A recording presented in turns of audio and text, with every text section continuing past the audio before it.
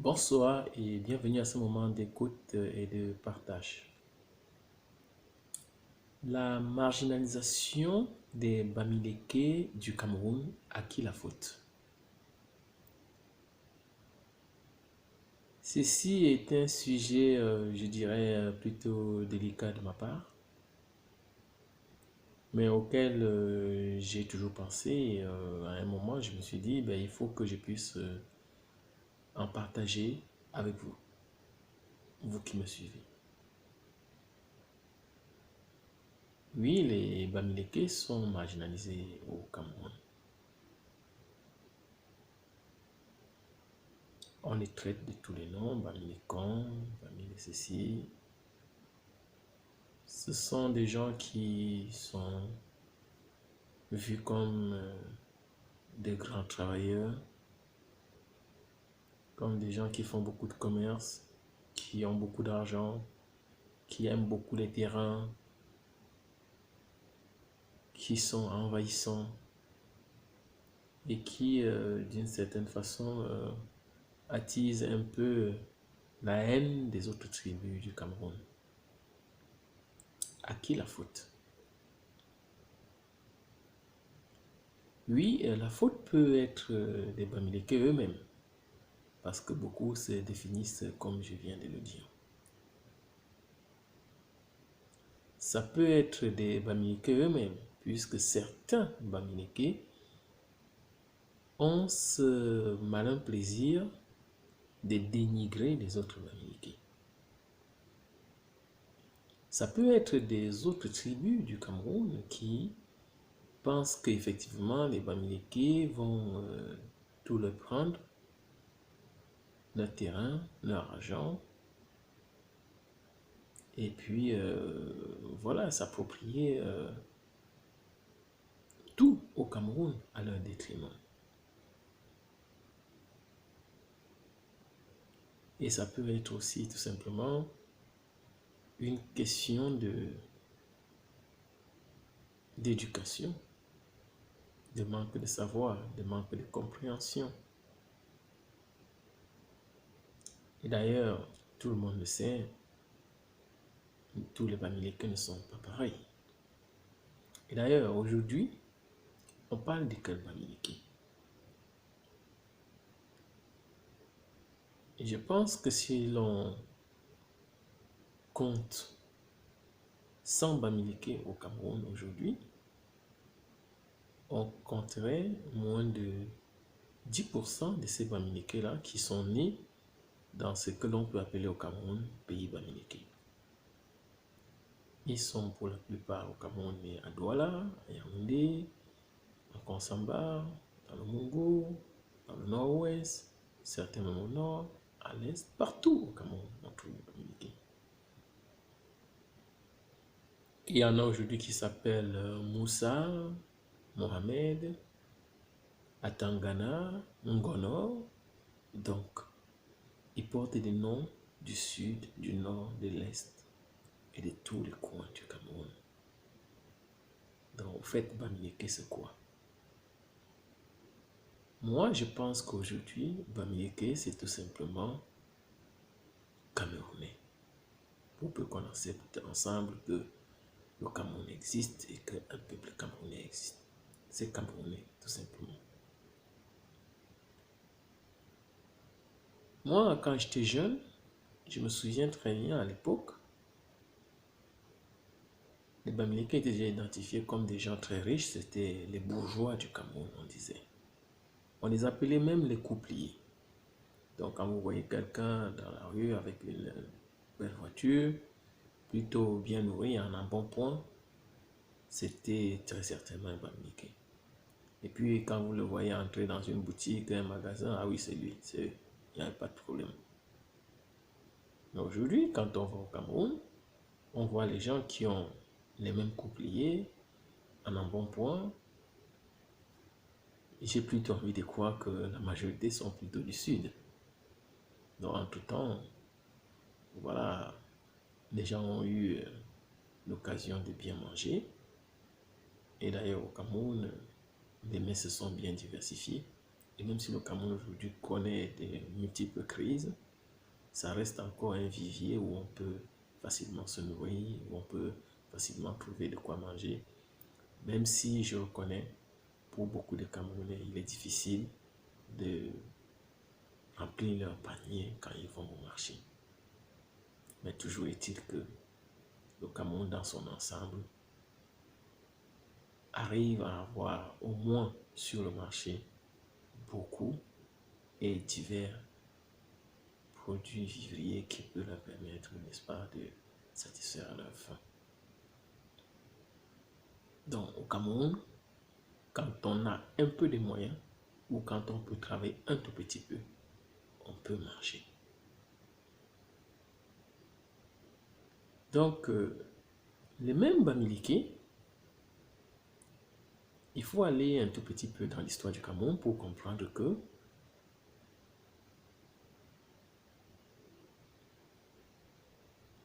les derniers occidentaux qui sont partis du Cameroun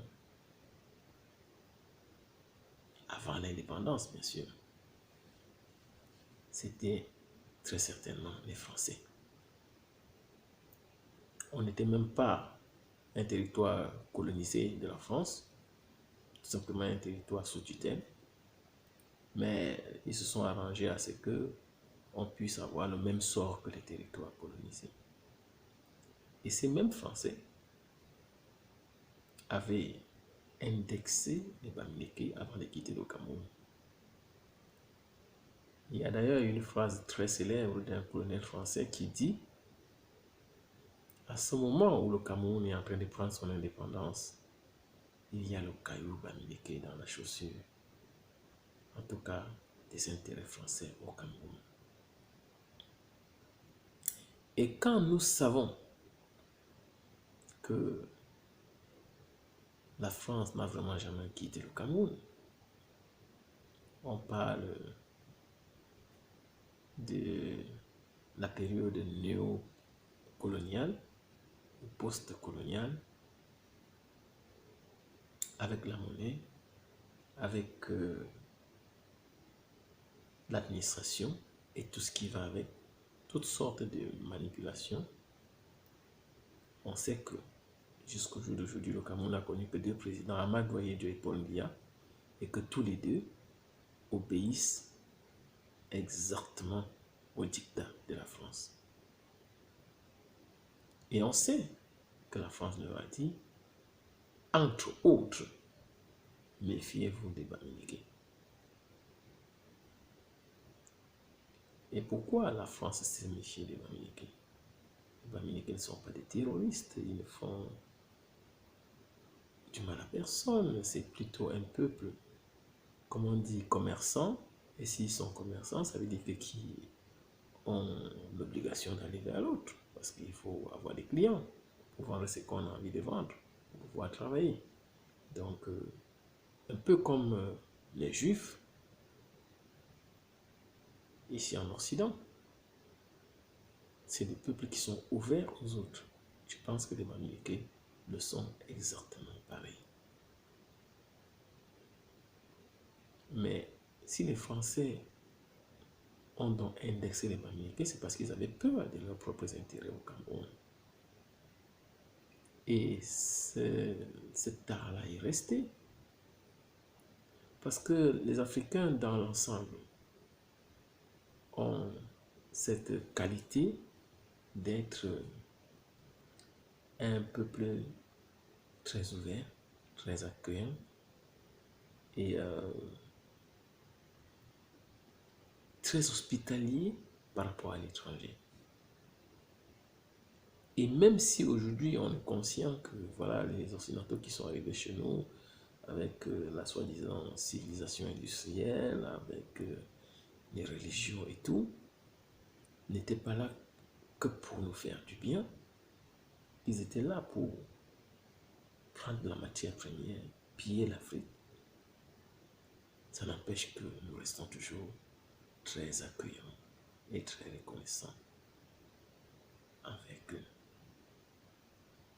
Et même jusqu'au jour d'aujourd'hui, on continue toujours à croire que on ne peut se valoriser on ne peut se réaliser qu'en étant en Occident.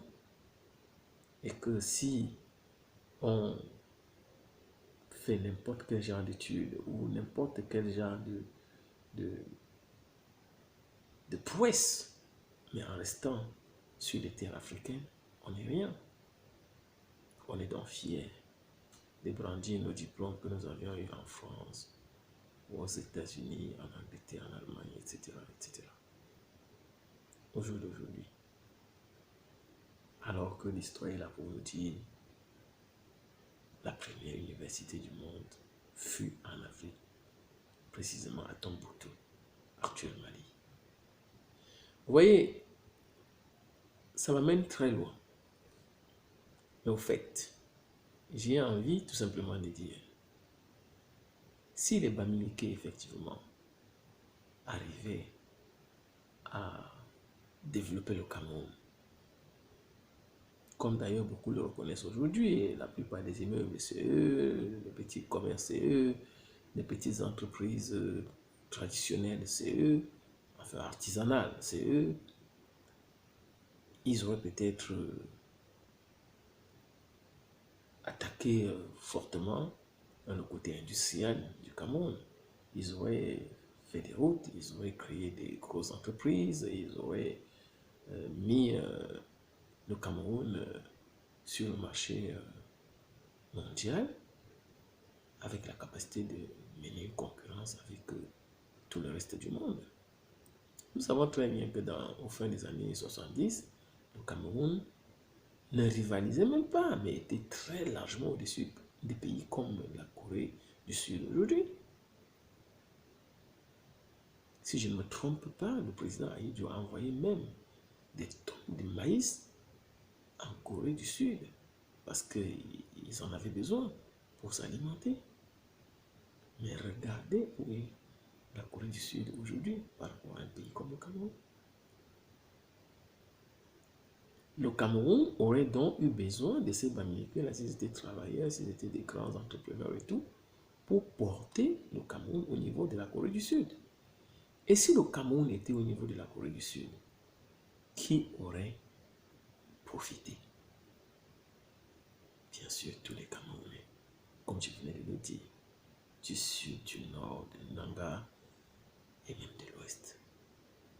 Il y a beaucoup de Camerounais aujourd'hui, Bamileke, qui ne parlent même plus Bamileke, qui ne savent pas dire un seul mot Bamileke, mais qui sont toujours considérés comme des Bamileke. Et quand on voit qu'au Cameroun aujourd'hui, le gouvernement de Paul Biya est incapable d'apporter une solution à la misère qui règne au Cameroun, brandit encore le tribalisme. Et on nous sort encore la question des Bamileke. Parce que le président élu, Maurice Kamto, est en train de revendiquer sa victoire. Il veut être le prochain président du Cameroun. La plupart des Camerounais, actuellement, qui n'acceptent pas encore cela, restent encore coincés dans la tête avec ce petit fait que pas un Bamileke. Parce qu'on voit en la personne de Maurice Kamto un Bamileke.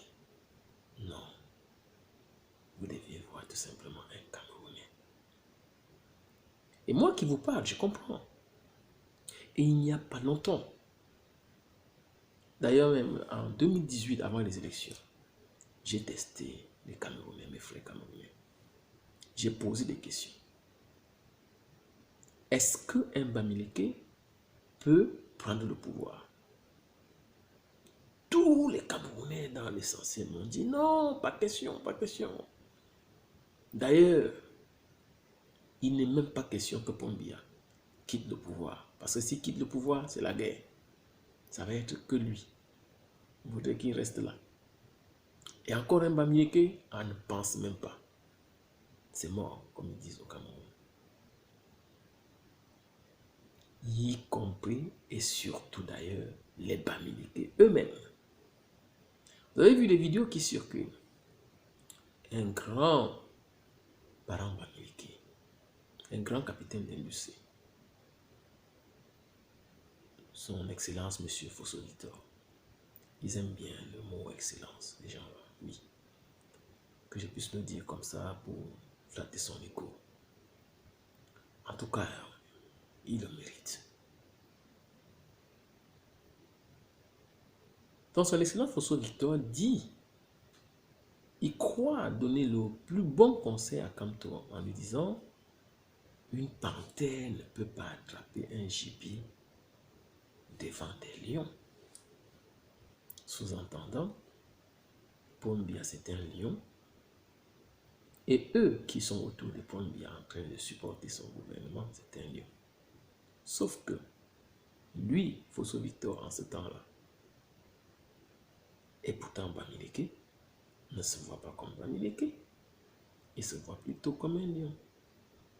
Exactement comme tous les chefs d'État africains aujourd'hui trouvent des noms d'animaux pour se qualifier. C'est un grand lion, c'est une grande panthère, c'est un grand, je ne sais pas moi, quel genre de fauve encore. Mais non, ce temps-là est dépassé. Nous avons envie aujourd'hui d'avoir des Camerounais, des Africains capables qui puissent apporter un plus au Cameroun, un plus à l'Afrique. Il n'y a pas longtemps, il y avait une discussion en Côte d'Ivoire avec Alassane Ouattara. Il est burkinabé, il n'est pas ivoirien. Il veut prendre le pouvoir par la force, par la guerre et tout ça. Non. La seule chose qui comptait pour moi, c'est qu'en ce moment, en ce moment-là, il y avait la guerre en Côte d'Ivoire. Il y avait déjà plus de 3000 morts. Et je voulais que ça s'arrête. Et je voulais que, s'il le faut, qu'Alassane Ouattara prenne le pouvoir.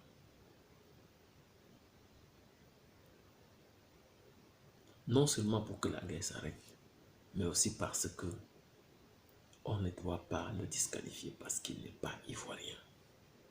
Ce n'est pas un point de vue qui comptait pour moi, ça. Au jour d'aujourd'hui, au vu de ce qui est en train de se passer en Côte d'Ivoire, je serai prêt à combattre s'il le faut, si je devrais le faire, si on m'en donnait l'occasion. C'est même Ouattara. S'il osait tripatouiller encore la constitution de la Côte d'Ivoire pour essayer de rester au pouvoir, comme le fait Paul Biya au Cameroun. Ça, c'est sûr. Je reviens donc sur le phénomène de Bamileke au Cameroun pour dire aux Camerounais. Le professeur Maurice Kamto aujourd'hui est la chance du Cameroun. Et ce problème de Bamileke doit s'arrêter. Quand on est ici en Europe, par exemple, et qu'on voit un noir marcher dans la rue, moi, je suis d'origine camerounaise, mais personne n'a jamais pensé que je suis camerounais. Peut-être par mon teint, mon accent, je ne sais pas quoi. On me dit sénégalais, on me donne des ivoiriens, des tas de trucs, du congolais, mais Cameroun, toujours en dernier. Et puis encore au Cameroun, vous avez dit non, c'est un Bamileke. Et puis encore, Bamileke, on doit dire non, il y a les vrais Bamileke, il y a les vrais Camerounais, il y a les vrais Africains, il y a les vrais ceci, il y a les vrais cela. Non. Le vrai Africain, le vrai Bamileke, le vrai Camerounais, c'est celui qui apporte un plus à son pays, au sien, qui apporte de la considération à son peuple, de la dignité à son peuple. C'est tout. Il n'y a pas plus que ça. Je n'avais pas voulu faire une vidéo aussi longue, mais voilà, ça prend encore un peu de temps. Donc, Bamileke, c'est la faute de personne. C'est la faute de nous-mêmes, des Bamileke eux-mêmes, des autres tribus du Cameroun, des Africains. Arrêtons de nous distinguer par on est ceci, on est cela. On ne travaille plus que les autres, on est plus intelligent que les autres. Non, personne n'est plus intelligent que l'autre. Personne ne travaille plus que l'autre. C'est juste les conditions qui font qu'à un moment, un peut travailler plus que l'autre. Un peut être plus fainéant que l'autre. Ce sont les conditions de vie. C'est la culture, on va dire, majoritaire. Et aujourd'hui, cette culture majoritaire-là fait en sorte que les Africains, les Camerounais, la chose qu'ils savent faire le plus, c'est de se détester entre eux. C'est de s'insulter entre eux. Arrêtez de vous insulter. Et les choses vont bien aller. Voilà. Pour le Cameroun aujourd'hui, vous avez un grand problème. Nous avons un grand problème. La dignité de l'être humain, la dignité des Camerounais qui est bafouée. Et cette dignité-là, il y a un homme aujourd'hui qui a envie de vouloir y apporter une solution. Et ensemble, donnons-lui sa solution, donnons-lui sa chance. Il s'agit du professeur Maurice Kamto. C'est pas... D'ailleurs, je suis content de savoir que beaucoup de Camerounais aujourd'hui sont en train de le réaliser et de l'accepter. Beaucoup sont en train de le faire. Mais la chose qui ne va pas encore, c'est que chacun pense que c'est lui qui voit plus que l'autre. C'est lui qui a mieux compris que l'autre. C'est lui qui a beaucoup lutté plus que l'autre. Non, c'est un combat d'ordre spirituel. C'est quelque chose qui se passe dans les têtes et dans le cœur. C'est un combat de lumière. Voilà. Et c'est pour ça que ce que j'apprécie le plus dans le combat qui est en train de se passer au Cameroun aujourd'hui, ce n'est même pas le fait qu'il faut qu'un Biya parte pour que quelqu'un d'autre vienne au pouvoir. C'est surtout le fait que les Camerounais sont en train de rentrer dans leur histoire pour comprendre exactement ce qui se passe. Et d'ailleurs même, il y a quelque chose que j'avais voulu faire aujourd'hui et que j'y ai même pas pensé. Ne quittez pas. Je vais continuer à parler et je vais le faire. Ce geste-là, c'est important. Ne partez pas. J'arrive. Voilà, ne partez pas. Je ne suis pas loin. Voilà. C'est ceci. Il s'agit de ceci. C'est un drapeau camerounais. Je ne reste jamais chez moi sans pouvoir l'avoir. Mais aujourd'hui, je vais faire un geste symbolique pour être solidaire des Ambazoniens du Cameroun. Parce que les Ambazoniens sont des Camerounais. Pour parler un peu comme parlent les Camerounais, les vrais Camerounais. Parce qu'Ambazonia, c'est par rapport au fleuve en base, qui est un fleuve camerounais. Et nous, qui nous disons Camerounais là, Camerounais ça veut dire crevette. Ça vient du portugais camaroes. Je ne suis pas une crevette. Je préfère être en base. Vous voyez, même le nom Cameroun, il va arriver un jour où on va s'asseoir pour pouvoir changer ce nom-là. Et quand Marx a déchiré ce drapeau, vous connaissez l'activiste Marx, il a déchiré ce drapeau, les gens sont offusqués, disant que waouh, voilà, il a blasphémé les emblèmes de la République du Cameroun. Non, il n'a pas blasphémé. Cette étoile-là, c'est ça qui fait la guerre. Parce que le vrai drapeau du Cameroun, de 475 000 km carrés, c'est-à-dire la partie orientale francophone et la partie anglophone réunie, c'est deux étoiles ici sur le vert. Ce n'est pas ça. Ça, c'est la roublardise de la France, du président Ahidjo et du président Biya, qui fait qu'il y a la guerre au Cameroun aujourd'hui. S'il faut que je déchire ce drapeau pour sauver même une seule vie dans le nord-ouest et le sud-ouest, je veux le faire ensemble, ici avec vous. Et ça, c'est en soutien à Mars, pour dire à Mars, bravo pour ce que tu as fait.